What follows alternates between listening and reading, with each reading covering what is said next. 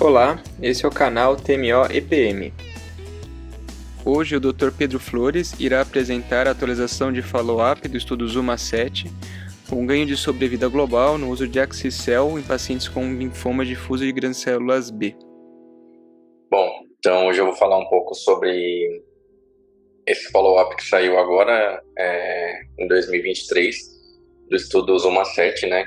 Que foi o artigo titulado Sobrevida com Axi-cel no linfoma difuso de grandes células B. Para eu falar um pouco desse estudo, eu precisei também trazer alguns dados do estudo principal, que é o ZUMA-7, que foi publicado no ano passado, né? Então, vocês vão ver que eu vou fazer um link entre os dois estudos assim, em alguns momentos da apresentação. Esse é o artigo, foi publicado no New England. Então, assim, por quase 30 anos, o tratamento padrão de segunda linha, né, tratamento de resgate para os pacientes que tinham linfoma difuso de grandes células B, tem sido um regime quimioterápico baseado em platina, seguido por um transplante autólogo naqueles pacientes que atingem resposta. Qual o problema dessa abordagem, né? Apenas 50% dos pacientes são elegíveis a esse esquema de tratamento. Desses 50% que são elegíveis, 20% se torna curado da doença apenas. E naqueles não elegíveis, a sobrevida global média é de 4,4 meses, ou seja, o prognóstico dos pacientes piora muito depois que eles são refratários ao R-CHOP, que é o esquema padrão de primeira linha. Diante disso, veio o estudo, primeiro fase 2, né, que foi o ZUMA-1, depois o ZUMA-7, né, que avaliou o tratamento com Axi-cel em segunda linha para esses pacientes que eram ou refratários, né, ou então com uma recaída precoce, que pelo artigo é considerada uma recaída menor do que 12 meses, né, isso comparado com a segunda linha padrão, que é a terapia com platina e o transplante autólogo. É importante lembrar que o CARTICEL é um anti-CD19, né, que é feito em dose única, que já era aprovado anteriormente para a terceira linha de tratamento ou em linhas subsequentes, né, do linfoma difuso. E o artigo atual veio com uma análise de OS de 5 anos após a randomização do primeiro paciente no estudo. Esse paper aqui do ZUMA-7, ele mostra que foram 359 pacientes, né, 180 no braço Axi-cel e 179 no braço da terapia standard, né?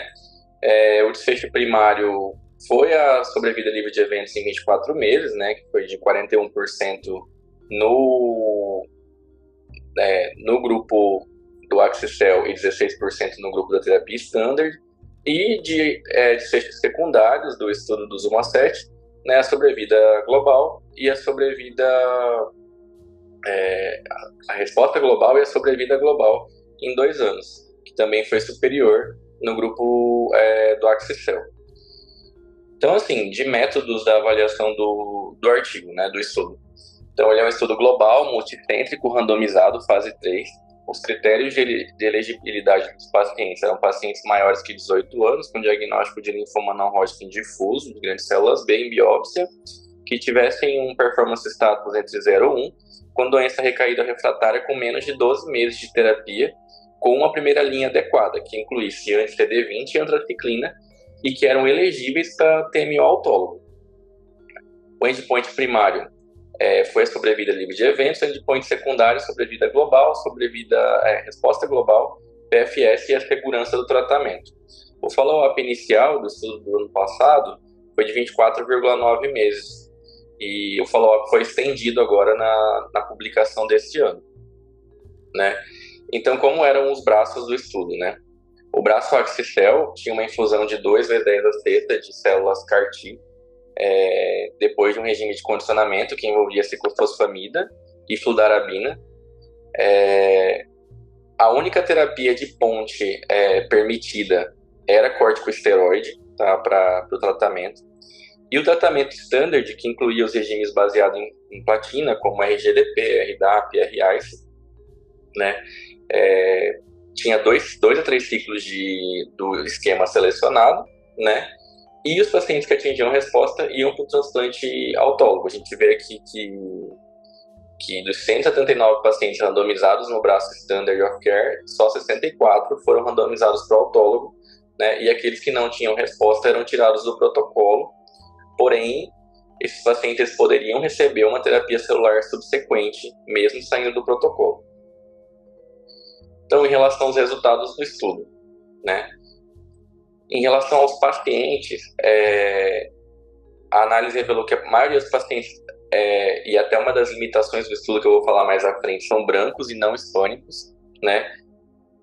A população do estudo, 73,5% foram refratários à primeira linha de tratamento, 30,4% de pacientes maiores do que 65 anos, ou seja, tinha uma população que era considerada elegível ao transplante, né, pelos critérios do estudo, mas que já eram com uma idade um pouco mais avançada, e 19,5% dos pacientes com linfoma B de alto grau, incluindo linfomas double hit, ou seja, uma população, uma parcela um pouco menor da população. Aqui está as características demográficas da população do estudo. O que chama atenção? É um estudo equilibrado entre os braços, pelo que a gente observa na distribuição. O que chama atenção é em relação à raça ou etnia, ou seja, 81% dos pacientes no braço do Axi-Tel e 85% no braço da terapia standard eram brancos, né? E a maioria dos pacientes não hispânicos, né? Como eu falei. Então, é uma população extremamente selecionada de pacientes que talvez não reflita tanto um estudo do dia a dia, né? E aí 93% não eram hispânicos no grupo Axi-Cell e 94% não era hispânico no grupo Standard of Care. Mas é importante destacar que, mesmo sendo uma população majoritariamente de brancos não hispânicos, entre os braços elas se equivalem. Ou seja, nessa população a gente pode fazer uma comparação. Em relação à eficácia, aqui já entrando mais em relação ao artigo desse ano, né, do sobrevida, então o follow-up médio desse artigo agora foi de 47,2 meses. Né? No grupo Axi-Cell a gente teve 82 óbitos e 95 óbitos no grupo Standard of Care durante esse período de follow-up. Né? No grupo Axi-Cell a sobrevida global média não foi atingida, e no grupo Standard of Care, a OS média foi de 31 meses, sendo que, como eu já falei anteriormente, mais de 50% dos pacientes foram submetidos à terapia subsequente, e desses 50%, em torno de 3/4 dos pacientes receberam uma terapia com Axi-Cell depois que fizeram a terapia Standard of Care. Aqui está a curva de sobrevida livre de eventos, né? A gente vê que o hazard ratio para sobrevida livre de eventos foi significante, né?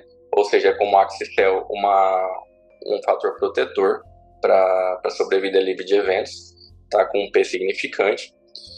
Aqui a análise de subgrupo, né? Que a gente vê que em todos os subgrupos a gente vê uma vantagem do Axi-Cell, né? Com um intervalo de confiança ali todos abaixo do 1, né? Nenhum deles pega a linha do 1. Então, assim, tanto os pacientes mais jovens, mais idosos, tanto os primariamente refratários como as recaídas precoces, o ajuste pelo IPI também, 0 e 1 ou 2 ou 3, e também os prognósticos relacionados a linfoma, como C-centro germinativo, células B ativadas, ao double, triple hit, tá bom? Essa é a curva principal do artigo publicado agora, que é a curva de sobrevida global, tá? E ela que nos chama muita atenção, porque a gente tem uma curva de sobrevida melhor dos pacientes que fizeram Axi-Cell, com esse follow-up de quase 50 meses, tá? Com um P significativo, e um hazard ratio de 0,73. Tá? A gente percebe que teve um ganho na população estudada de sobrevida global com a infusão de células CAR-T. Aqui está as curvas de sobrevida livre de eventos e sobrevida livre de progressão, tá? Onde a gente vê que o Axi-Cell teve um desempenho melhor também nesses dois quesitos que eram endpoints primários e secundários do estudo. Em relação à segurança, né? É importante ressaltar, isso é uma coisa que chamou a atenção no estudo, é que todos os pacientes tiveram pelo menos um evento adverso. Tanto nos pacientes do grupo standard, quanto nos pacientes da terapia celular. Depois a gente vai entrar melhor no âmbito de quais foram esses eventos. Importante também lembrar que a progressão de doença foi a principal causa de óbito nos dois grupos de pacientes, e que a neoplasia secundária a gente teve uma incidência de 8 pacientes no grupo do Axistel e 3 no grupo de terapia padrão, sendo que desses 8 de incidência no grupo Axistel, 2 evoluíram com óbito. Então aqui são a tabela de principais eventos adversos, né? Então, é importante destacar a febre, a neutropenia e a hipotensão, que são efeitos bem mais frequentes nos pacientes que fazem a terapia celular, tá? E isso, com os casos que a gente teve aqui no serviço, a gente conseguiu perceber. São eventos comuns de acontecerem, né? 93% dos pacientes vão ter febre e 71% deles vão ter algum grau de neutropenia, sendo que 69% vão ter uma neutropenia grau 3. Outros fatores que eu achei importante destacar aqui nessa tabela foi a incidência de síndrome de liberação de citocinas. Em maior ou menor grau, 92% dos pacientes tiveram algum estágio de síndrome de liberação de citocina. Importante lembrar que a maioria deles um quadro um pouco mais leve, ou seja, poucos tiveram que fazer uso de anti-interleucina. E os eventos neurológicos que aconteceram em 60% da população que fez uso do CAR-T. Então, assim, entre eles, tremor, confusão mental, afasia, encefalopatia e menos comum, parestesia e delírio. Assim, a gente vê que esses eventos foram mais comuns nos pacientes que fizeram Axistel, mas que a terapia de resgate também não é uma terapia isenta, é uma terapia que dá muito efeito adverso e a gente está acostumado a ver isso nos pacientes, e aqui também com os valores da tabela a gente consegue perceber isso. Em relação a infecções, no grupo Axistel, a taxa geral de infecção foi de 44% dos pacientes, 16,5% tiveram uma infecção grau 3 ou maior. Em relação à taxa de hipoglobulinemia, que chama atenção, né?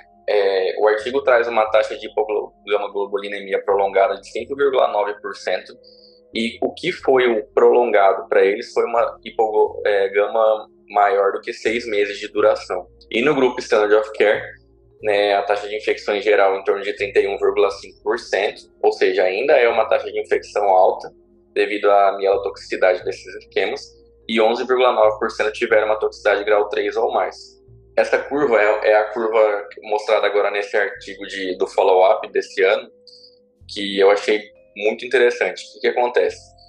Tem algumas coisas importantes a se considerar. Primeiro, aqui que a gente vê a evolução da contagem das células T no sangue, né? A gente vê que em torno de 24 meses após a infusão, essas células T elas acabam desaparecendo ali da circulação. E como o follow-up foi maior do que 24 meses, a gente percebe que o efeito do CAR-T vai além da presença ali das células circulantes, ou seja, os pacientes eles mantêm resposta, mantiveram nesse tempo de follow-up, independente das células circulantes.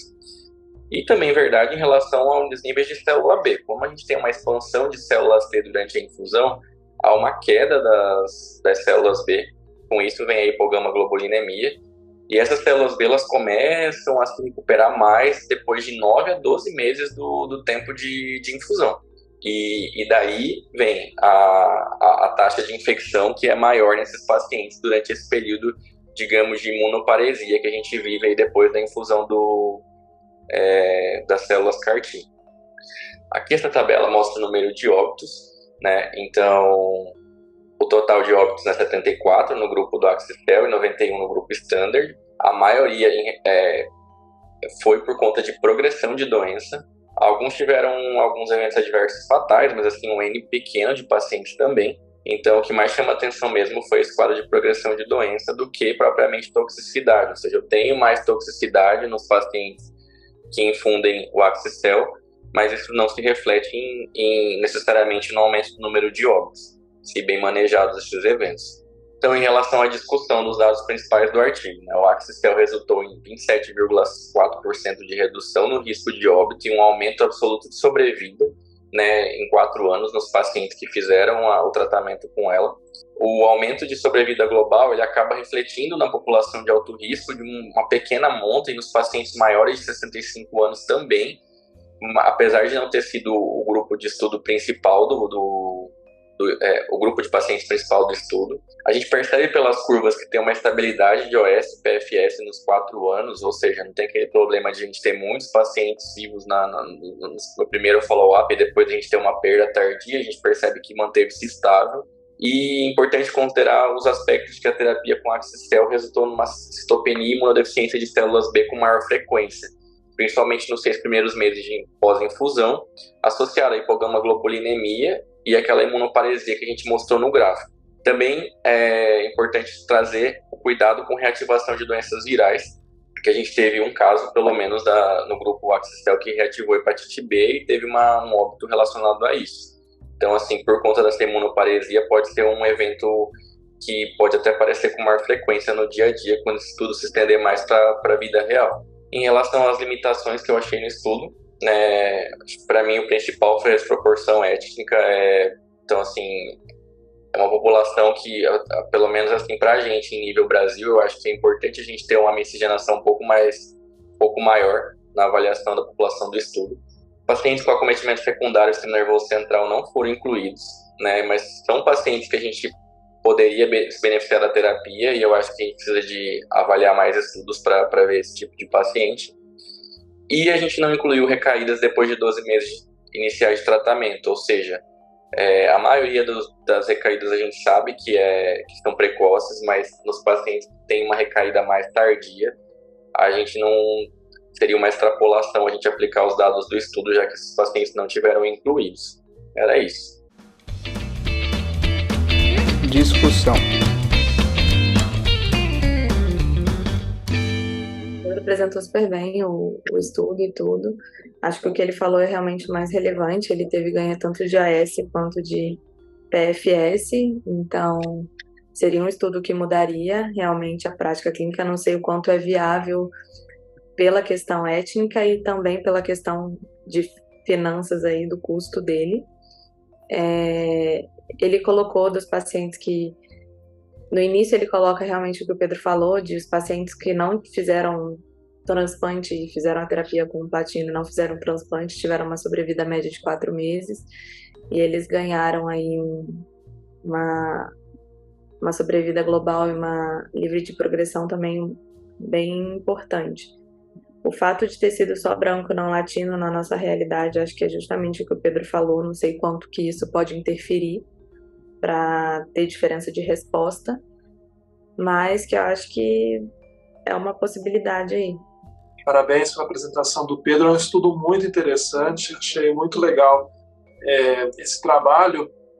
É um estudo que nem foi falado no começo, representa uma mudança de paradigma de um conceito que há 30 anos era usado no tratamento para o linfoma de grandes células refratário à primeira linha. Nesse estudo aqui ele pegou a maioria dos pacientes, pelo que eu vi, eram primariamente refratários, a maioria do subtipo histológico eram de centro germinativo, e teve uma resposta muito boa de PFS e de OS, ainda não atingida no grupo da terapia celular do axi-cel.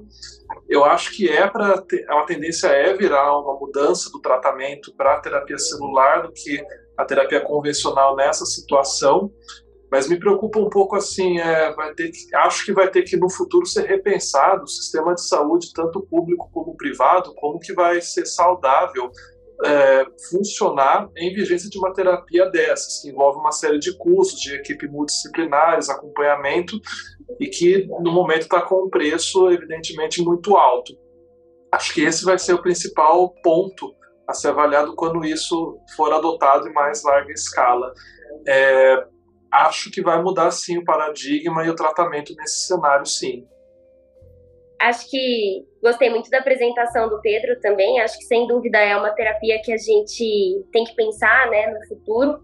Claro, avaliando o custo sempre, né, o custo, se isso é viável, para quem isso é viável. Acho que, assim, o número de pacientes é bem pequeno que vai conseguir ter acesso a isso num primeiro momento. O que me chamou a atenção foi as neoplasias secundárias. Achei que foi um N de 8 aí, eu achei importante esse número. Eu não acho que a gente não sabe os efeitos a longo prazo, né, disso tudo. E a neutropenia também, achei um número importante. Então, são pacientes idosos, são pacientes com riscos de complicações muito importantes, de às vezes ter até eventualmente sequela dessas infecções e piorar a qualidade de vida deles, né. Acho que foi muito isso, mas muito bem apresentado, Pedro. Gostei bastante do artigo também.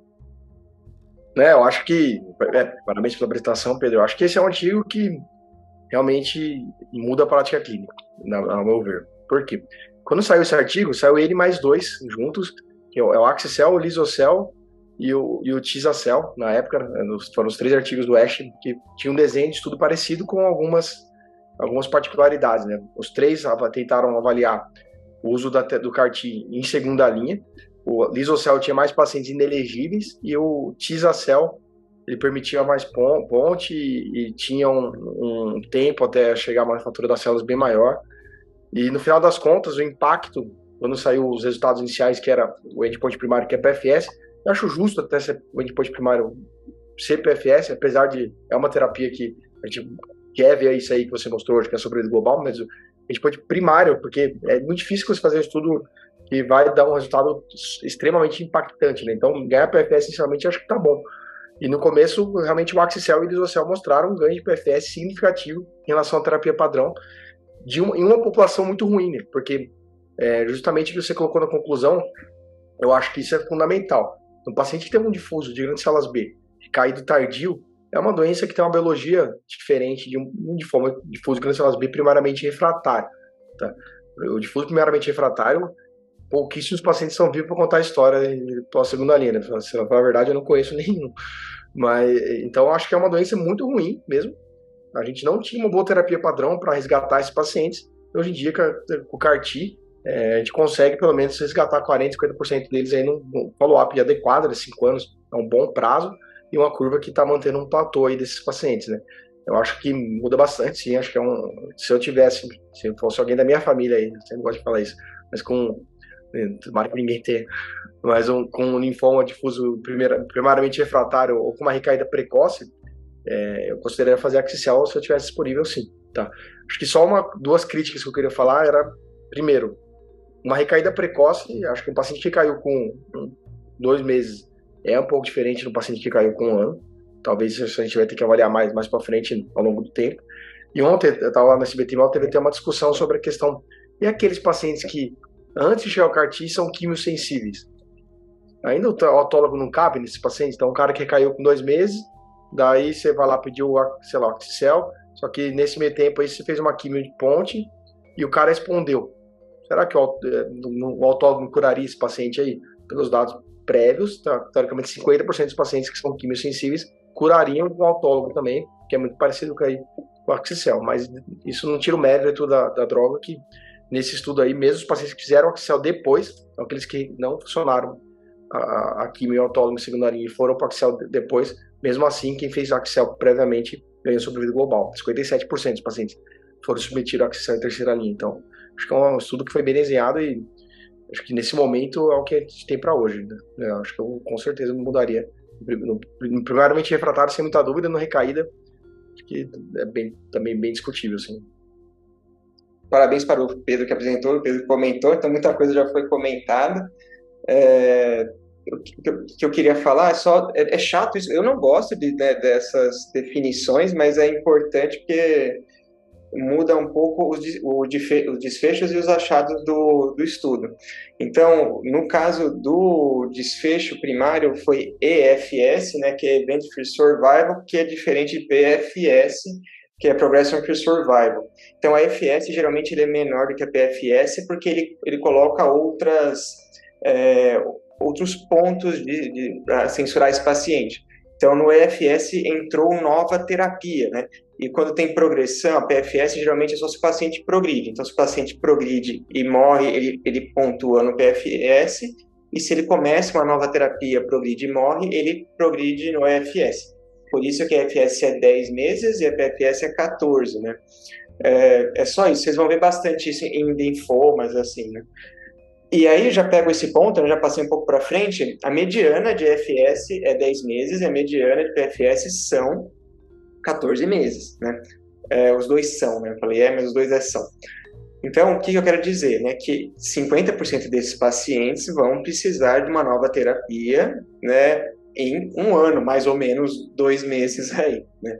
Então, para pelo menos metade, a gente sabe que, né, mais de 60%, a maioria desses pacientes não é uma terapia curativa, né? É só esse ponto que colocar, que às vezes parece que é curativa, é uma terapia excelente, nos pacientes que refratário não tem o que falar, você não tinha overall response, você não alcança com nada ainda, né? da terapia ponte, dos estudos que falou, da terapia do standard of care, eu queria só colocar, né, na época era o standard of care, né, que é GDP, ICE, ECHAP, né, hoje talvez a gente, né, até para esses pacientes, a gente tem um pouco mais de tratamento, né, então mesmo para terapia ponte, para o CAR-T, talvez para um autólogo, o POLA, tem muitos, né, centros que acabam fazendo, tem que destacar, acho que bispecífico também, como ponte vai chegar aí também. De efeitos adversos, a gente só não falou de CRS e ICANS, né? A gente sabe o que acontece, eu acho que, né, um pouco mais no Axicel do que talvez no Liso e no TISA. Aquele gráfico da célula T caindo e a célula B subindo, se a gente sobrepor, é praticamente inversamente proporcional. Né? A gente até conversei com o pessoal de Ribeirão, eles seguem assim, né? Como os outros serviços seguem, e é isso mesmo, né? A questão da saúde do financeiro, né, custo, efetividade, já foi bem discutido, não vou me falar. Acho que neoplasia é interessante a gente ver, mas a mais longo prazo, foi algo que a Nicole falou, a gente não sabe, né? Em teoria, o autólogo daria mais, né, por causa da quimioterapia. E, né, relembrar o que o Pedro falou, né, falar esses pacientes, né, recaída refratária, aqueles pacientes, né, que respondem à quimio, né, aí a gente já discutiu esse artigo, né, aqueles pacientes que têm aquela resposta parcial, que recaíram um pouquinho depois, né, que é mesmo, uma coisa é recair com 3 meses, né, ser refratário, outra coisa é recair com 12 meses, né, então aquele artigo que esses pacientes com resposta parcial que recaíram, né, um pouco mais tardio, o TMO não foi pior, né? Até tem aquela tendência de ser melhor, até óbvio o estudo retrospectivo, né? TMO autólogo. Mas enfim, né? É uma terapia que mudou, né? E a gente tem se falado muito, acho que mudou a prática clínica, mas ainda não é a curativa para a maioria dos pacientes, infelizmente, né? Acho que isso tem que deixar bem claro. Esperamos que, né, com a melhoria das novas gerações, no CAR-T halogênico, CAR-NK, seja, né, mas ainda não é, infelizmente. E aquele que recaiu com 11 meses e 30 dias? Você faz Axicel ou você faz químio e autólogo? Então, eu acho assim, eu concordo com vocês, acho que o paciente mais precoce, é porque assim, sempre que o paciente recai muito precoce, a primeira coisa que vem na nossa mente é quimorrefratariedade, né? Então, assim, o paciente não segurou a doença e não teve resposta adequada à quimio, então não faz sentido fazer um autólogo por conta disso, porque é baseado em quimioterapia de alta intensidade. Agora, o paciente que já recai mais tardio, né? Aí eu acho que eu já vou mais pro lado do autólogo. Assim, muito porque assim, é uma terapia que já está consolidada, né? E o paciente que recai mais tardio, querendo ou não, ele teve o grau de resposta à quimioterapia prévia. Então, acho que faz mais sentido. Mas igual vocês falaram, acho que é uma terapia importante de ponte. Aí entra todas aquelas discussões de saúde financeira, enfim. Mas é inegável que assim, o ganho de FS, PFS e até de sobrevida global é importante, principalmente nesse grupo de pacientes, que é um grupo de pacientes que nunca teve uma taxa de resposta, sucesso de terapia tão boa, né? Então é importante a gente considerar, principalmente num contexto que a gente tem isso acessível, né? Só para destacar, assim, alguns pontos que eu acho discutíveis e críticos. Essa questão do bridging, né, da ponte, antes de fazer o CAR-T-cell, a gente vê que nesse estudo foi permitido somente corticoide como uma ponte. Então, quem é o paciente que recai ali nesse período curto, que é uma população teoricamente ruim, que aguarda uma terapia dessa, que precisa de um tempo, e fica só bem com corticoide. Então, isso é uma coisa para a gente pensar, se a gente tem esse paciente, se isso é reprodutível, né, quando a gente vê um paciente desse. A outra questão é todo esse problema que a gente já vem discutindo aqui no nosso meio do acesso, porque além do tempo de manufatura, etc., a gente tem o tempo de convênio, aprovação. São questões que a gente tem que colocar nessa conta, porque isso acaba levando tempo. A gente viu recentemente uma paciente nossa que ficou nessa discussão se ia para CAR-T, se ia para transplante. No início ela teve uma recaída que não foi uma recaída até agressiva, né? A gente pensa, será que ela teria sido uma paciente que a gente seguraria com corticoide? A gente fez radioterapia, muita gente atualmente tem usado também radioterapia como ponte, para não usar venda, né? Enfim, que a gente sabe que é pior, ou se já esgotou as possibilidades também de químio. Então, são coisas assim que vão fazendo a gente pensar que não é tão simples assim quanto parece, né? O resultado é bom, é bonito, mas eu acho que essa questão da ponte é algo relevante pelo tipo, né? Que nesse estudo foi bem questionável, e para a gente tentar ver que na prática são vários fatores que vão levando a gente a não conseguir. Talvez mais para frente a gente até consiga mais, mas dificultar esse caminho, né? Não é algo tão corriqueiro falar. Então é simples assim, mudei minha prática clínica. Tenho um paciente com linfoma, recaiu nesse período, CAR-T-cell, né? É só para a gente se exercitar, assim, porque hoje quando a gente lê, a gente estuda, a gente fala, que bom, tenho muitas opções novas. E na prática, às vezes, não é isso que a gente vê. Então, como o Pedro fala, bora trabalhar, né? Partiu, né? Então, por hoje é isso. Até a próxima semana. Tchau.